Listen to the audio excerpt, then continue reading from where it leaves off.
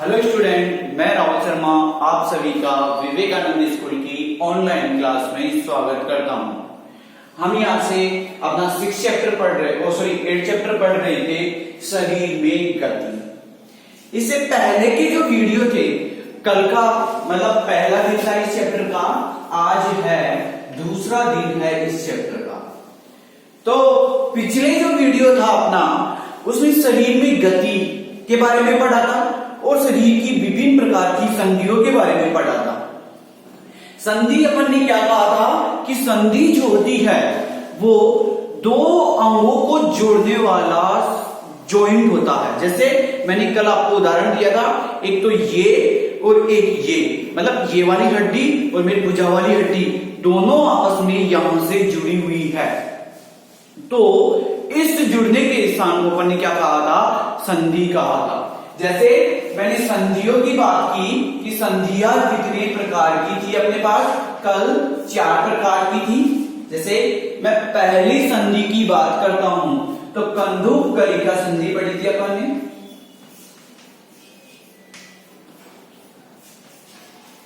कंदुक कलिका संधि के बारे में अपन ने डिस्कस किया था, ठीक है। दूसरी जो संधि थी अपने पास धुराग्र संधि थी, इसके बारे में अपन ने डिस्कस किया था। तीसरी जो संधि थी अपने पास, जो धुराग्र संधि के अलावा जो संधि थी, उसे अपन ने कब्जा या हिंज संधि का नाम दिया था, या किसका नाम दिया था अपन ने? हिंज। ये दोनों इसी के नाम है। और जो फोर्थ है अपना, ये नाम दिया था अपन ने अचल संधि के बारे में। मैंने आप सभी को बताया था ये वाली जो संधि होती है कंदुकलिका संधि। जैसे मैंने बताया कि ये वाला जो पार्ट होता है ये कंदुकलिका संधि का कहलाता है, और इसमें अपन ने एक रबर की बॉल ली थी और इस रबर की बॉल में मैंने एक स्टिक लगाई थी और इसको चारों तरफ घुमा रहा था। तो ये वाली जो संधि थी अपने पास, ये कंदुक कलिका संधि के बारे में अपन ने डिस्कस किया था। मतलब आगे पीछे दाएं बाएं कैसे भी अपन इस संधि के माध्यम से अपने आप को घुमा सकते हैं। ये तो पहली संधि के बारे में अपन ने बात की थी। दूसरी संधि के बारे में अपन ने बात की कि क्या होता है धुराग्र संधि। जैसे ये गर्दन वाला पार्ट और ये पीठ वाला पार्ट, मतलब ये सिर और गर्दन और पीठ तीनों आपस में क्या है? जुड़े हुए हैं। तो ये वाला जो भाग है ये किसका संधि का उदाहरण होगा? धुराग्र संधि का उदाहरण होगा। कब्जा या हिंज संधि की जो अपन ने डिस्कस किया था, कब्जा और हिंज संधि, तो ये क्या था अपना? ये वाला जो पार्ट था इसे अपन ने कब्जा या हिंज का नाम दिया था, ठीक है। ये कब्जा और हिंज के नाम से अपनी कोहनी वाली संधि थी। ये फोर्थ और जो अपन डिस्कस कर रहे थे इसके बारे में अचल संधि, मतलब अचल, मतलब जिसमें किसी प्रकार की कोई गति नहीं होती है। जैसे मैंने कल बताया आपको कि जो अपनी खोपड़ी होती है, मस्तिष्क होता है, इस मस्तिष्क की हड्डियों में किसी प्रकार की कोई गति नहीं होती है। तो अपन इसे क्या कहते हैं? अचल संधि कहते हैं। जैसे मैं इसकी परिभाषा लिख देता हूं, ऐसे स्थान शरीर में, ऐसे स्थान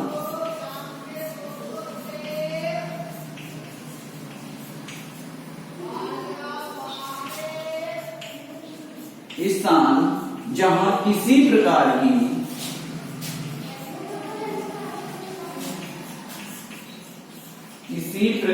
की कोई गति नहीं होती है, कोई गति नहीं होती है, वे संधि स्थल अचल संधि कहलाते हैं। अचल संधि स्थल कहलाते हैं। अपन सभी ने डिस्कस किया था कि इसमें जो होता है, इन हड्डियों में किसी प्रकार का कोई चलन नहीं होता, न ही कोई मूवमेंट होता है, न ही कोई हड्डियां गति करती है, बल्कि क्या होता है कि जो हड्डियां होगी वो एक जगह पे स्थिर रहती है। अब अपन ने इन सभी की तो बात कर ली, संधियों की तो बात कर ली। अब देखिए अपने शरीर में क्या होता है, दो प्रकार के अंगों से मिलकर अपना शरीर बनता है। जैसे आप सभी ने क्या है, एक्सरे देखा होगा, एक्सरे जो फोटो एक ग्रे कलर का होता है, ठीक है, या फिर आप सभी ने जो डॉक्टर के पास गए होंगे तो एक कंकाल तंत्र देखा होगा, ठीक है, तो वो कंकाल तंत्र हड्डियों से मिलकर बना होता है। और जैसे यहां अपन बात करते हैं, जैसे हड्डी के जो ऊपर होगा उसके ऊपर ये जो भी त्वचा होती है, इस कोमल वाले पार्ट को अपन उपास्थि के नाम से जानते हैं। तो अपना जो शरीर होता है दो प्रकार के अंगों से मिलकर बना होता है, या अपने शरीर में दो प्रकार के अंगों से गति संभव होती है। कौन कौन से अंगों से संभव होती है इसके बारे में अपन यहां डिस्कस करेंगे। जैसे पहले मैं बात करूं उपास्थि के बारे में।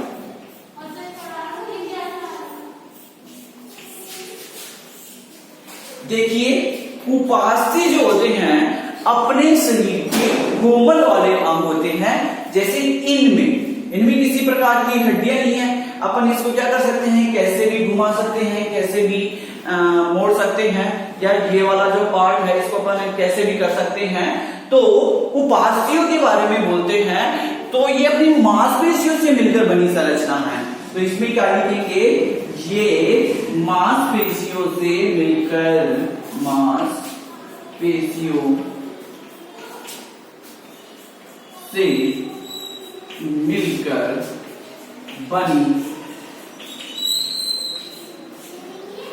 बनी संरचना है, ठीक है। ये जो संरचना बनती है एक से मिलकर बनती है, मांसपेशियों से मिलकर बनती है। जैसे अपन ने अभी बात की त्वचा की, कोमल वाले अंगों की बात की, तो ये वाली जो संरचनाएं मिलकर बनेगी वो क्या होगी, मांसपेशियों से मिलकर बनी होगी। ये संरचनाएं कोमल होती है, ये संरचनाएं कोमल होती है,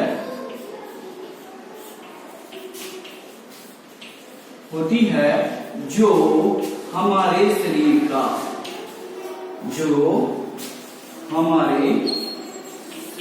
का, सबसे महत्वपूर्ण भाग बनाती है, सबसे महत्वपूर्ण भाग बनाती है। आप जैसे करके यहां लिख सकते हो, क्या क्या लिखोगे, जैसे करके, जैसे कान, नाक की टिप, नाक की टिप का मतलब है ये वाला पार्ट, आगे वाला पार्ट, ठीक है। और जैसे ये वाला भाग, इसे अपन बोलते हैं कंठ आदि। तो ये जो अपने शरीर के जो भाग होते हैं, ये कान, नाक की टिप, कंठ वगैरह, ये सभी जो भाग होते हैं इस कोमल वाले भाग से मिलकर बने होते हैं, मतलब उपास्थियों से मिलकर बने होते हैं ये वाले भाग, ठीक है। तो अब देखिए इसके बाद में, उपास्थि के बाद में अपना जो मेन पार्ट आता है वो आता है इसमें अस्थियों का। देखिए ये वाला जो उपास्थि होती है ना, ये अपने शरीर की जो उपास्थि है, इस उपास्थि को तो अपन घुमा भी सकते हैं कैसे भी, मैंने बोला यहां कैसे भी घुमा सकते हो आप। लेकिन जो अब इससे आगे की बात करेंगे अपन हड्डियों के बारे में, जिन्हें अपन विज्ञान की भाषा में अस्थियां कहते हैं। जैसे मैं बात करता हूं विज्ञान की भाषा में, इसको क्या कहेंगे अपन, अस्थि, या आप इसको जनरली भाषा में क्या कह सकते हो, हड्डियां।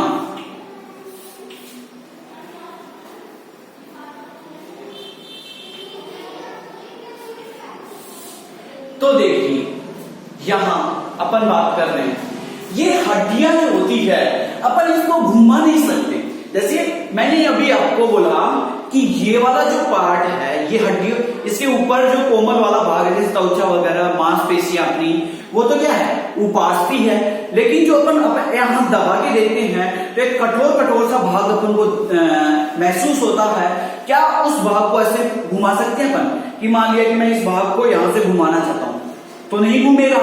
तो ये जो है अपने शरीर के सबसे कठोर वाले भाग होते हैं, इनको ना तो अपन घुमा सकते हैं न ही मोड़ सकते हैं, मतलब किसी प्रकार कुछ भी नहीं कर सकते, जैसा है वैसा ही रहने देते हैं। तो आप यहां लिख सकते हो ये शरीर के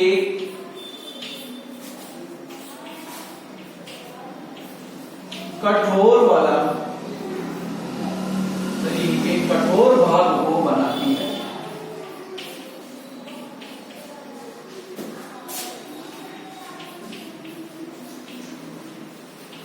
तो आप सभी ने, मैंने आपको बताया कि जब आप डॉक्टर के पास गए होंगे तो वहां आपको एक ऐसा चार्ट लगा हुआ मिलता है।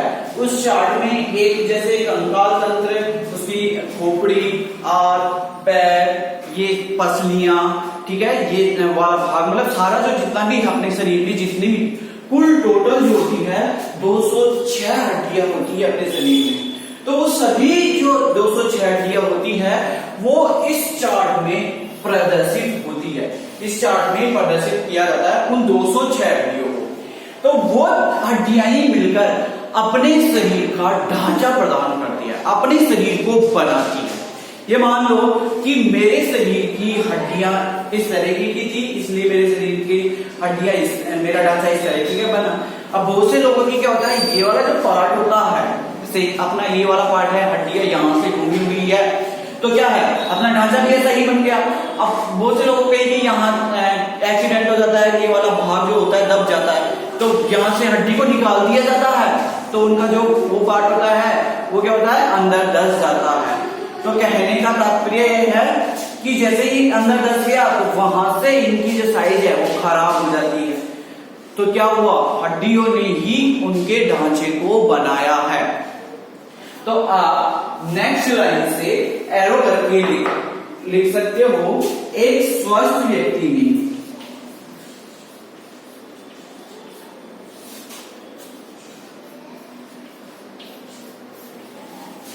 स्वस्थ व्यक्ति में 206 हड्डियां होती है।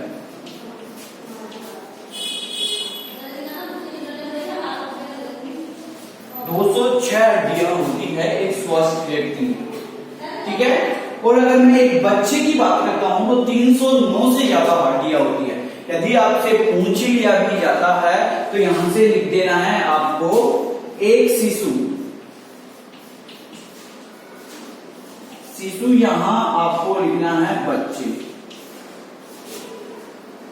में 309 लगभग लिखना है।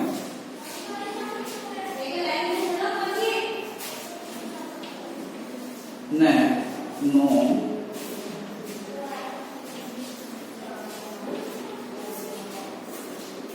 हड्डियां होती, ठीक है। तो ये 309 की जो बात की है, आपसे कोई भी पूछ सकता है कि एक शिशु में या एक बच्चे में कितनी हड्डियां पाई जाती है, तो आप सभी को लिखना है लगभग कितनी पाई जाती है, 309 हड्डियां पाई जाती है। यहां लगभग लगाने की जरूरत इसलिए पड़ी कि कम भी हो सकती है या ज्यादा भी हो सकती है, ठीक है। तो ये आपको लिखना है ये वाला पॉइंट। अब देखिए, मैं हड्डियों की बात करने जा रहा हूं, अपने शरीर में कितनी कौन कौन सी हड्डियां होती है। मैंने आप सभी को बताया है कि अपने शरीर में कितनी हड्डियां होगी, 206 हड्डियां होगी। तो अपन यहां कुल टोटल बात करते हैं कौन कौन सी हड्डियां होती है। आप सभी ने देखा होगा कि ये अपने शरीर में एक पिंजरे के समान संरचना पाई जाती है इस तरीके से, और आपकी बुक में भी दिया गया है ऐसा पिंजरा।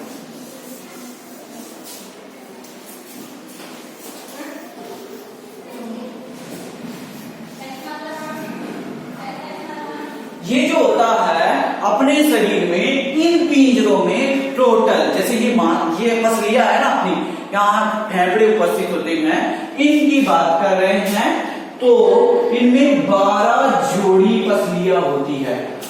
कितनी? 12, मतलब यहां से 12 जोड़ियां होती है।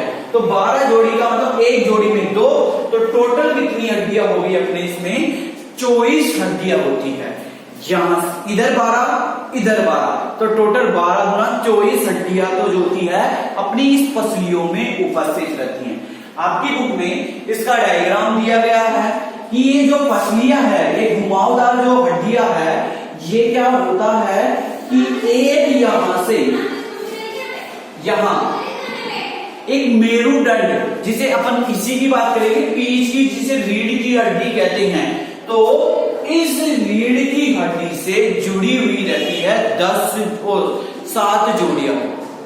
फिर उसके बाद में 8, 9, 10वीं जोड़ी जो होती है उसी से जुड़ी होती है, उन्हीं हड्डियों से।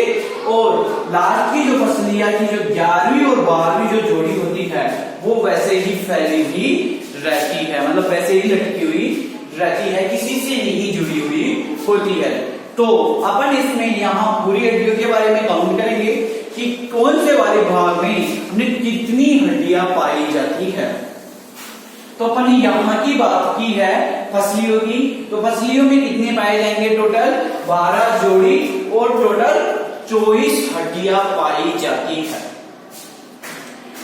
और इस संरचना को अपन पसली पिंजरा कहते हैं। पसली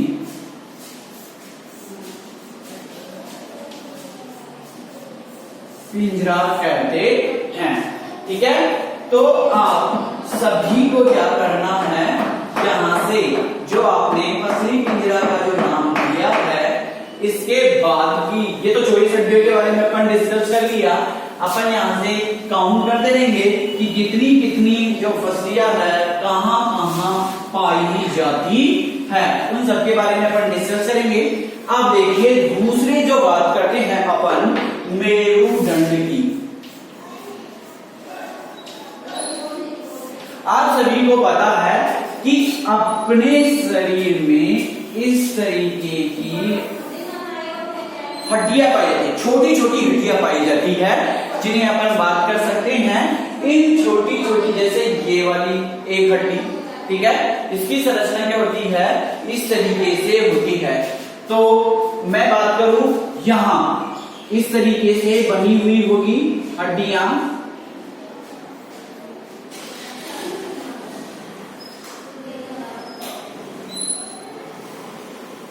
जो ये अपना पूरा भाग होता है ये इस तरीके से हड्डियों से मिलकर बना होता है।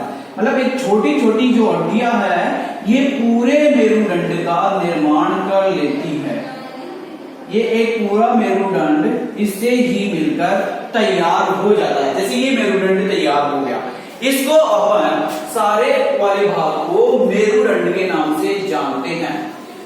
और साथ ही साथ इसमें कुल टोटल 26 हड्डियां होती है। एक बच्चे की बात करते हैं तो बच्चे में 33 हड्डियां होती है और वैसे कुल अपने पास 26 हड्डियां होती है। तो मैंने वहां पसलियों में कितना बताया आपको? 24 और 26 इसमें बताया, कितना हो गया?